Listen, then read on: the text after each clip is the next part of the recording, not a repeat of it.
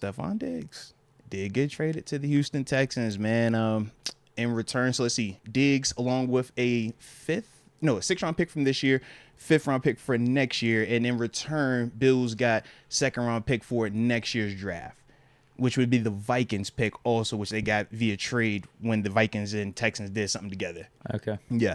So in terms of initial reaction, you lose a dope, dominant top 5 receiver, hands down. That you don't overlook, right? 1,000-yard receiver each season up there in Buffalo. His best years and Josh Allen's best years were together once Diggs came to Buffalo. So definitely you feel that, along with the impact of the doubles, right? The attention he draws, 100%. You love all of that. But at the same time, $31 million is the cap hit that you was going to have regardless if he was here or not. You knew that was what it was.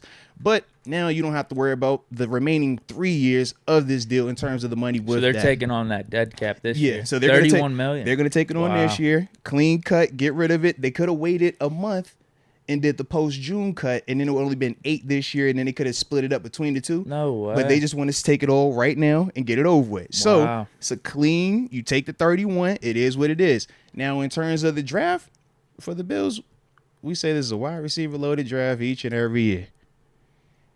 When you look at what Diggs' production has been since the first year to where he's at now, the numbers have declined. These past 2 years, he's just getting to 1,000 yards. So I just personally feel that as long as you got the quarterback, you can draft a receiver that gets you 1,000 yards. You got the quarterback.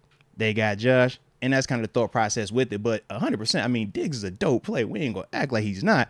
But it's just wide receivers, the way that we view that position, you keep them for as long as you can until they disgruntle or until it's too noisy. Then after that, bro, hey, appreciate you. You go there, go draft another one, and repeat process. So that's kind of the thought process from, like I said, how I look at it. What was the tipping point? It's not just as benefit. Think of accumulation. So you could look on social media today, yesterday, he's been chirping, and it was a conversation I think RG3 was having. Yeah, RG3 was having a conversation with a fan about Diggs and Josh, just keep them together, obviously them together. Bro, you feel great. But one of the fans was like, hey, man, you don't need Diggs. You could just get another of that. So Diggs like, oh, for real.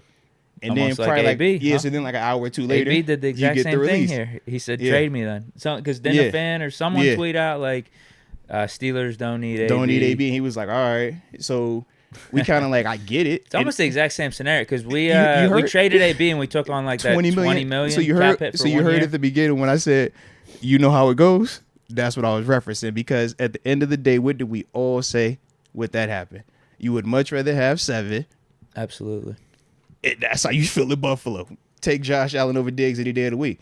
You could replace it, Stefon Diggs. If it's 10 drafts, 8 of them times or 7 of them times, you're going to get you a Diggs.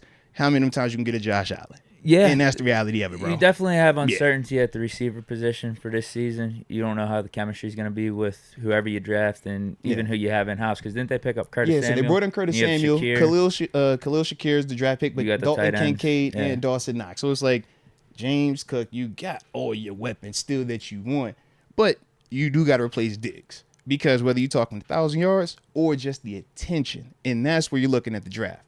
But you look at the past however many years now, these dudes are coming in, and we said, man, wide receiver, you ain't trip. We talking about wide receiver over here. We say, bro, you can get us one in the second round. He's still going to come in here and be ready to go.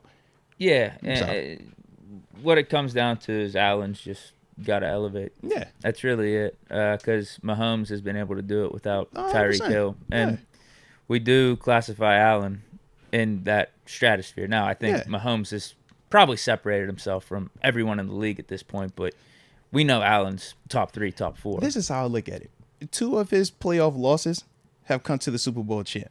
And then both of those, and wait a minute, and that's what I was going to say. So a missed field goal and a 13 seconds, but we over here crying in Mahomes is better than Diggs dropping that 70-yard bomb. So once again, but we crying in Mahomes is definitively better than Josh, and that's fine. But that's why for me, I don't just go with that statement because there's a lot of factors out that day. But I still feel like as long as you got Josh, done it. Like he did it. Like 100%. Like I said, I ain't tripping on it. But that's just how I look at it. I know you believe in Allen for sure, and I don't think you're wrong in believing that he will elevate and be that guy that the Bills expect him to be moving off of like a Stefon Diggs. Like, he's he's up there. Like he's right That's there. bad. So maybe he's got to refine his game a little bit more. But no, he's definitely capable. No. I don't think there's a question about it. He said it's gonna be interesting though. Now I'm over here like, okay, which wide receiver? And are we staying at 28? Them boys finna move up.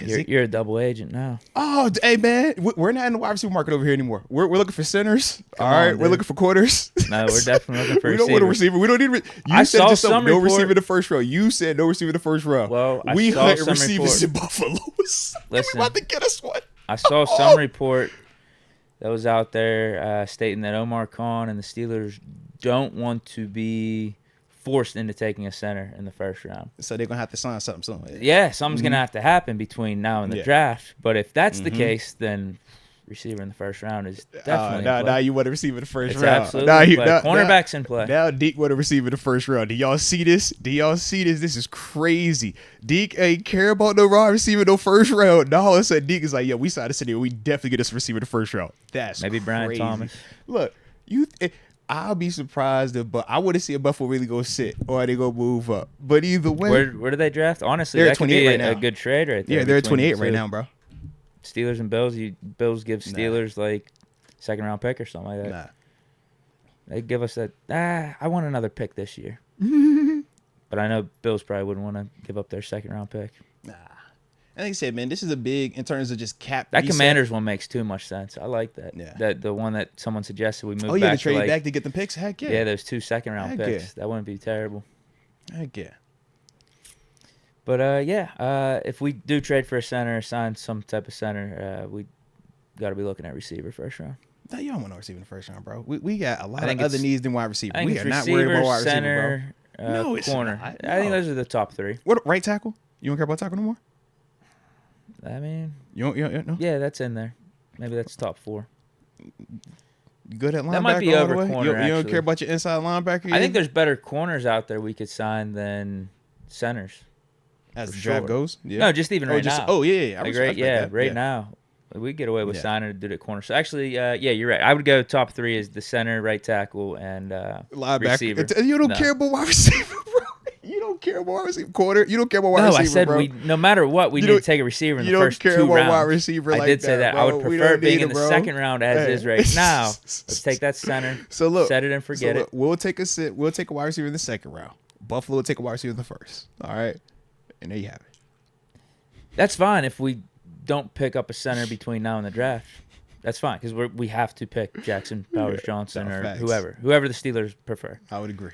Graham Barton, and Zach Frazier. Depending on the level of free agency signing, we still might be. Yeah, that's the maybe other part. You take Van Pran or something in the third, right, and develop him along. Yeah, but I'm like, just depending on what level, I still feel like we're gonna have to tap into that. Absolutely, because unless we're getting that Saints guy that someone suggested last podcast, I don't know who's out there like that. Yeah, that we're getting. Definitely no one in free agency that you're feeling because great the guys about. in free agency we could sign.